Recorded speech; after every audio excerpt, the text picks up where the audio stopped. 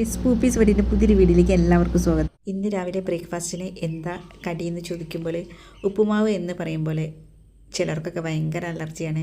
പ്രത്യേകിച്ച് എൻ്റെ വീട്ടിൽ എൻ്റെ ഹസ്ബൻഡിന് ഉപ്പുമാവ് എന്ന് പറഞ്ഞാൽ ഭയങ്കര മടിയാണ് ചായ കഴിക്കാൻ. പക്ഷേ ഞാൻ ഈ രീതിയിലൊന്ന് ഉപ്പുമാവ് ഉണ്ടാക്കിയൊന്ന് കൊടുത്തു നോക്കി. അപ്പോൾ സൂപ്പർ പെർഫെക്റ്റ് എന്നൊക്കെ പറയുന്നുണ്ടായിരുന്നു.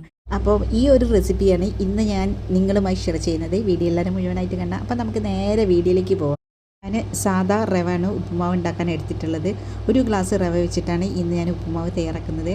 അപ്പം പാൻ അടുപ്പത്ത് വെച്ചിട്ടുണ്ട്. പാൻ ഒരു മീഡിയം ചൂടായതിന് ശേഷം ഞാൻ ഒരു ചെറിയൊരു സ്പൂണ് നെയ്യാണ് ആഡ് ചെയ്തത്.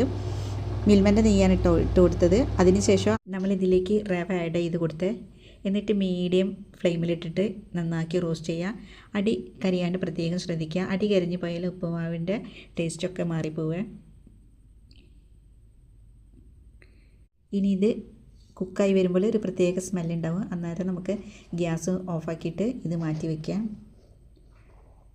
ഇനി ഞാൻ ഇത് വേറൊരു പാത്രത്തിലേക്ക് മാറ്റി വയ്ക്കാൻ പോവാണ്. ഇത് നന്നാക്കി റോസ്റ്റ് ആയിട്ടുണ്ട്. സെയിം പാത്രം തന്നെയാണ് ഞാൻ ഉപ്പുമാവ് ഉണ്ടാക്കാൻ വേണ്ടി അടുപ്പത്ത് വയ്ക്കുന്നത്.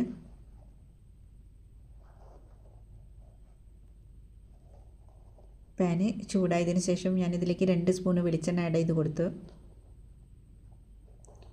1/2 സ്പൂണ് കടുക്, ഒരു 2 വറ്റൽമുളക് ഞാൻ കട്ട് ചെയ്യാണ്ടാണ് ഇട്ട് കൊടുക്കുന്നത്. കട്ട് ചെയ്ത് കഴിഞ്ഞാൽ ഇത് വഴണ്ടി വരുമ്പോൾ ഉപ്പുമാവിൻ്റെ കളറൊക്കെ മാറിപ്പോവുക. ഇനി ഇതിലേക്ക് നന്നാക്കി വാഷ് ചെയ്ത 1/2 സ്പൂണ് ഉഴുന്നുപരിപ്പും കൂടെ ആഡ് ചെയ്ത് കൊടുത്തു. നമ്മൾ ചെറിയൊരു സവാളാണ് ഇട്ട് കൊടുത്തത്. കുറച്ചുകൂടെ നെയ്യ് ആഡ് ചെയ്ത് കൊടുക്കുന്നുണ്ട്. എന്നിട്ട് നന്നാക്കി വഴറ്റിയെടുക്കാം.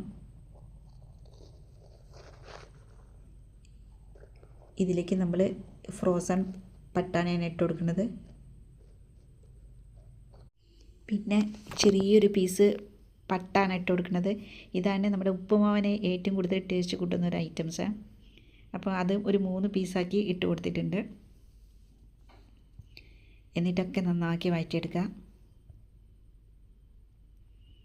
ഇനി നമ്മൾ ഇതിലേക്ക് ചെറിയൊരു പീസ് ഇഞ്ചി നീളത്തിലാണ് കട്ട് ചെയ്തിട്ട് കൊടുക്കുന്നത്. ഒരു പച്ചമുളക് റൗണ്ടിൽ കട്ട് ചെയ്തിട്ടും ഇട്ട് കൊടുക്കുന്നുണ്ട്. ഇനി ഞാൻ ഉപ്പുമാവിലേക്ക് ആവശ്യമായ ഉപ്പ് ഇതിലാണ് ആഡ് ചെയ്ത് കൊടുക്കുന്നത്.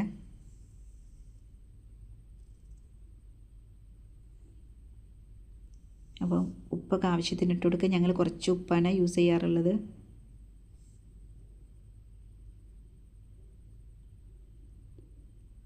നമുക്ക് കുറച്ച് കറിവേപ്പിലയും കൂടെ അതിൽ ആഡ് ചെയ്ത് കൊടുക്കാം. ഇനി നമുക്ക് ഇതൊക്കെ വഴറ്റിയെടുക്കാം. ഇത് ഓവറായിട്ട് വഴറ്റിയെടുക്കേണ്ട ആവശ്യമൊന്നുമില്ല. നമുക്കൊരു മീഡിയം ലെവലിൽ വഴറ്റിയെടുത്താൽ മതി.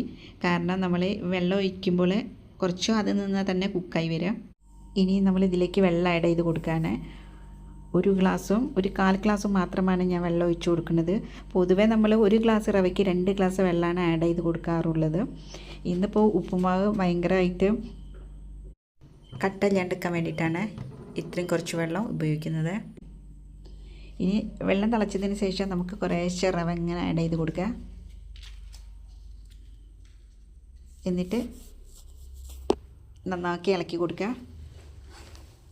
കൈ വിടാണ്ട് ഇളക്കി കൊടുക്കുക.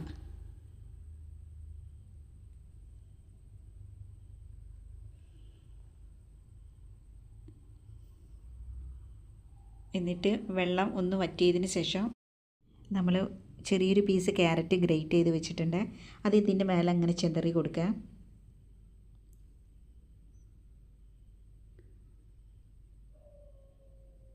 എന്നിട്ട് നമുക്ക് ഒന്നുകൂടെ ഒന്ന് മിക്സ് ചെയ്ത് കൊടുക്കാം.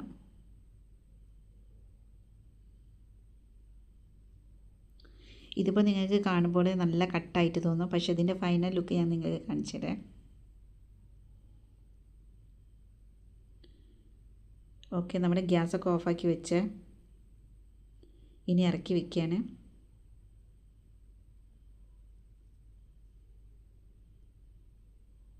അപ്പോൾ ഇതാണ് കേട്ടോ നമ്മുടെ ഉപ്പുമാവിൻ്റെ ഫൈനൽ ലുക്ക്. കണ്ടില്ലേ, അടിപൊളി സ്മെല്ലാണ് കേട്ടോ. അടിപൊളി ടേസ്റ്റുമാണ്. കാരണം എന്താ പറയുക, നമ്മൾ ചെറിയൊരു പീസ് പട്ട ഇട്ടില്ലേ, അതുകൊണ്ട് തന്നെ ഉപ്പുമാവിന് ഒരു ബിരിയാണിയുടെ ഒരു ടേസ്റ്റുണ്ട്. അപ്പോൾ ഇനി ഞാനൊരു പാത്രത്തിലേക്ക് സെർവ് ചെയ്ത് കാണിച്ചു തരാം.